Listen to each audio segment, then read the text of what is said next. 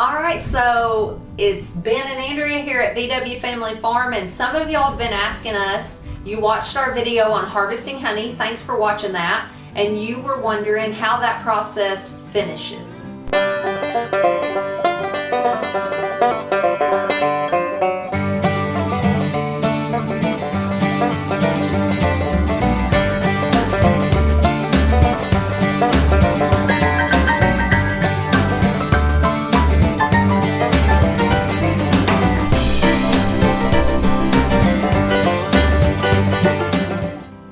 Pretty simple. I mean, all you got to do is we put it in the 5-gallon buckets after we sling it, and we let it set 3-4 days. That lets all the air bubbles rise to the top, and when you put it in jars, you're gonna, I'll show you in just a second, off the bottom of this bucket you've got a, what do you call it, a pour spout, a pour valve, something, I don't know what it's actually. Like a valve.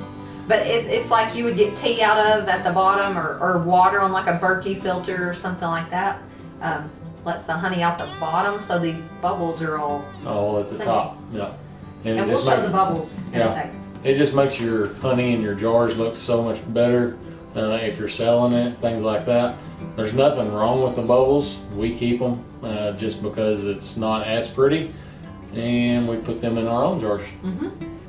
So we'll show you real quick how this works. Yep. So there's the bubbles we're talking about.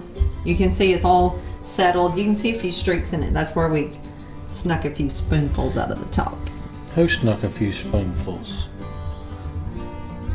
When did you sneak spoonfuls? When did you sneak spoonfuls out? I don't know if you can see this on the sides. There's some little dots, specks. There's orange ones there, brown ones.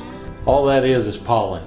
When we sling this, there's going to be honey and pollen in some of those cells, so a lot of people want the pollen, and that's why we don't filter it. We just strain it through a strainer, and it's the, I think it's the 600 mesh. I'll look just to be sure on the strainer, but that lets the pollen particles through and makes for better honey. Keeps the trash, dead bees, anything like that out. Right. Alright, real easy way we do it. This is the valve.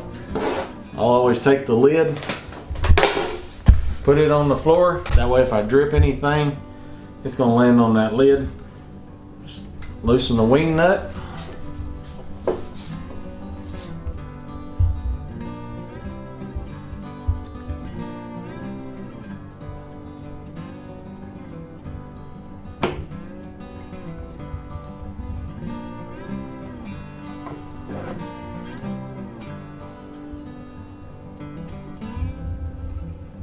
I don't know if it'll ever quit dripping there.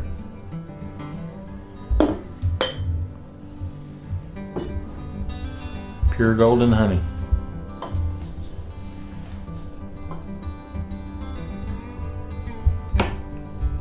All right, I am gonna set y'all down. We're gonna get to filling jars and capping them.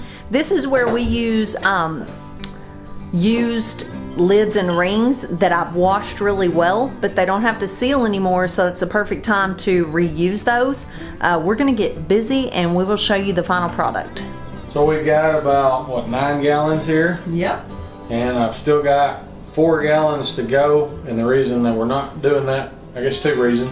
We didn't have enough jars cleaned, sanitized, and then also I've only got 2 buckets with the valves on it, and we had 3 bucketfuls, so I took the bucket that didn't have a valve on the bottom, poured it in another bucket with the valve. I'll let them air bubbles all rise to the top, and we'll pour it up again. This is what it looks like when you do have air bubbles in it. But of course this is Andrea's jar. Actually, all of that right there is hers. And this right here will be for sale. And those, hold that jar back up. Those are 1.5 quarts, and you can still buy syrup in those, like pancake syrup. They're awesome jars. 1.5 quarts are good for like a bigger family that to can in, as far as like for green beans or something. If a quart's just not quite enough, I'll can in those. What's that in your beard?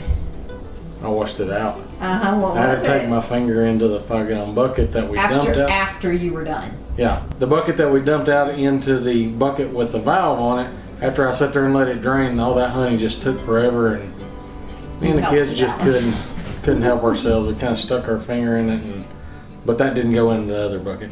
That was ours, and now I'm gonna take it out there and let the bees clean it up.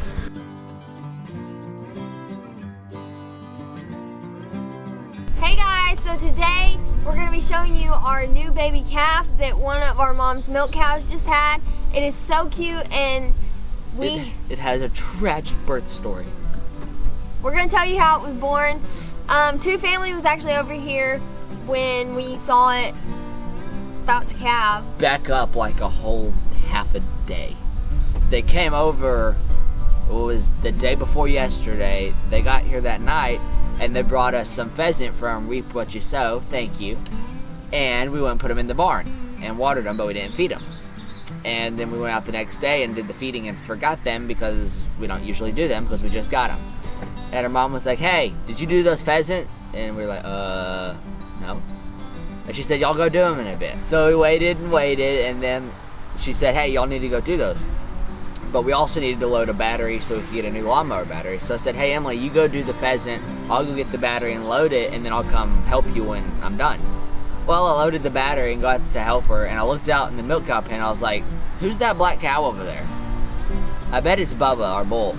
So I didn't think another thing about it. Just went on and went to help her, and then we were done. And on the way back, and I look up, I felt like I needed to look again. And I looked, and I was like, that doesn't look like him. That isn't him. He's in the pond. And then I realized it was Josie, our milk cow that we had just put up because she was fixing the calf. And she was having problems. So he called our mom, and Two Family was in our kitchen, and she was like, okay, I'll be right back. I gotta go probably pull a calf. So they drove over here. I didn't even get stopped. I was still like halfway in motion, and she like jumps off and hurdles the fence and starts pulling on the calf, and it's not moving. It's not moving like coming out, and it's not moving like it's not alive.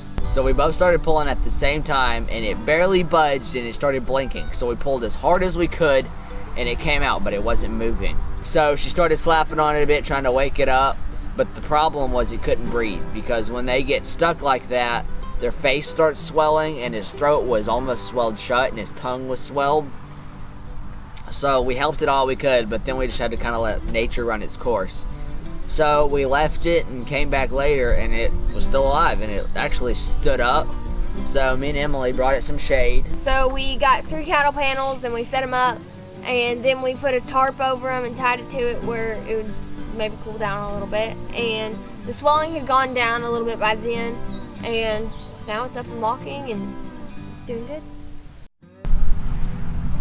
Okay guys, so there he is. He's all healthy. He's nursing now. He's doing really good. He actually would not get up and walk when we went to go take the shade, but now he's walking around with her, and he's doing really good. Okay guys, so this was a really short video, but we just wanted to show y'all what was going on. And we had a calf, and we had a good time visiting with Two Family when they were over here. If y'all haven't checked them out, go check them out, because they do a lot for this community. And thank y'all so much for watching, and God bless.